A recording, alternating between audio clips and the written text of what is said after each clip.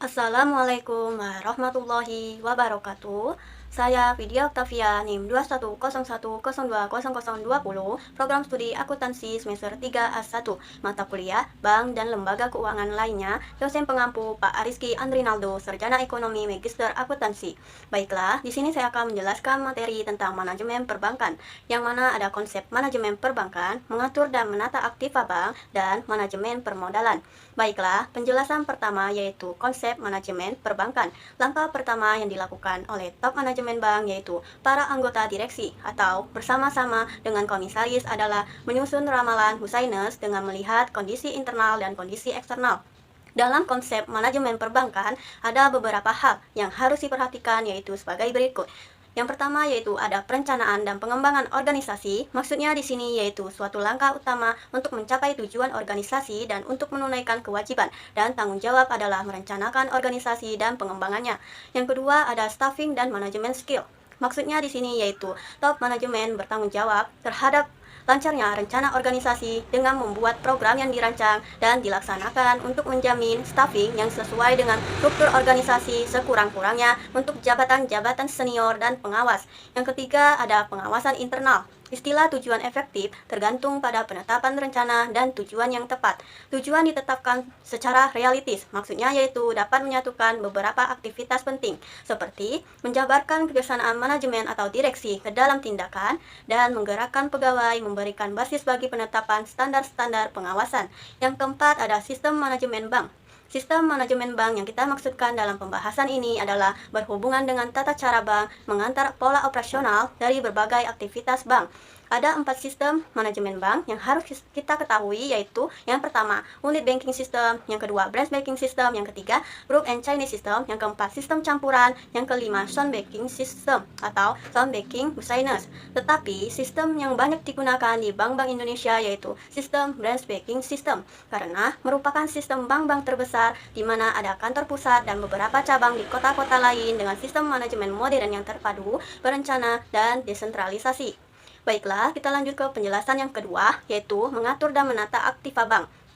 Mengatur dan menata aktiva bank adalah pengelolaan semua harta kekayaan bank dan semua kewajiban bank. Maksudnya di sini yaitu keseimbangan antara aktiva dan pasiva yang tergambar dalam neraca bank merupakan bagian yang amat penting dalam tugas-tugas manajemen bank. Yang pertama yaitu ada mengenai pos-pos neraca atau balance sheet, bank komersial atau bank umum. Neraca atau balance sheet adalah keseimbangan antara aktiva dan pasiva. Yang kedua ada penggolongan kolektibilitas surat berharga. Surat berharga yang dimiliki oleh bank digolongkan kolektibilitasnya menjadi yang pertama ada lancar. Contoh surat-surat berharga yang digolongkan lancar adalah SBI dan SBPU. Yang kedua yaitu ada kurang lancar. Contoh surat berharga yang digolongkan kurang lancar apabila SPBU yang sudah ditetapkan oleh bank lain yang sedang dihentikan untuk sementara keikutsertaannya dalam clearing dan masih dalam proses penyelamatan.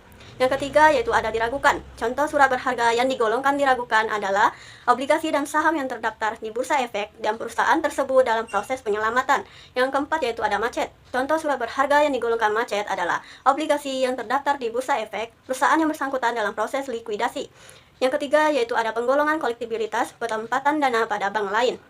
Penempatan dana pada bank lain dapat berupa deposito berjangka termasuk deposit on call, sertifikat deposito, dan pinjaman antar bank, serta jenis penempatan lain.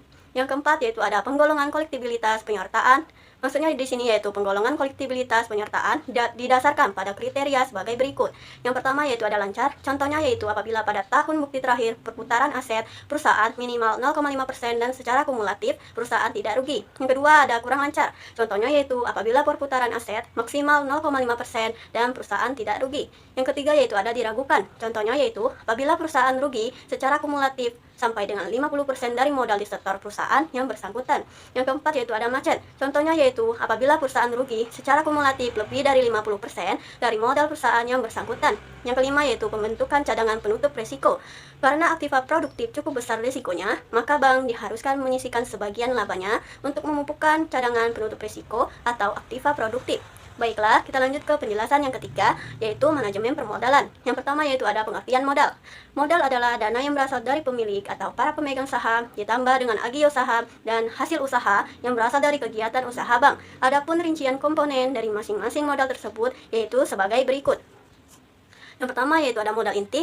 Modal inti ini terdiri dari modal disetor secara efektif oleh pemiliknya, agio saham, cadangan umum, cadangan tujuan, laba yang ditahan, laba tahun berjalan, laba tahun lalu, dan sebagainya. Yang kedua yaitu ada modal pelengkap, yang terdiri dari cadangan revaluasi aktiva tetap, cadangan penghapusan aktiva yang diklasifikasikan, modal kuasi, dan pinjaman subordinasi. Yang kedua yaitu strategi permodalan. Secara klasik, kita menyebutkan bahwa bank adalah lembaga kepercayaan. Karena itu, manajemen bank dituntut untuk selalu menjaga kepercayaan masyarakat, menggunakan semua perangkat operasionalnya untuk mampu menjaga citra di masyarakat.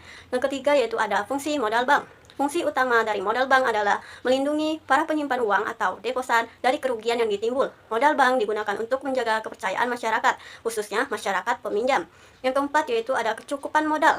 Rasio antara modal dan simpanan khususnya dari masyarakat harus dipadukan dengan memperhitungkan aktiva yang mengandung resiko. Karena itu, modal bank harus dilengkapi dengan berbagai cadangan sebagai penyangga modal. Yang kelima yaitu ada capital adequacy ratio. Maksudnya di sini yaitu suatu kesepakatan pertama pada tahun 1988 adalah tentang ketentuan permodalan dengan menetapkan CAR, yaitu rasio minimum perbandingan antara modal resiko dengan aktiva yang mengandung resiko. Yang keenam yaitu ada kewajiban penyediaan modal minimum.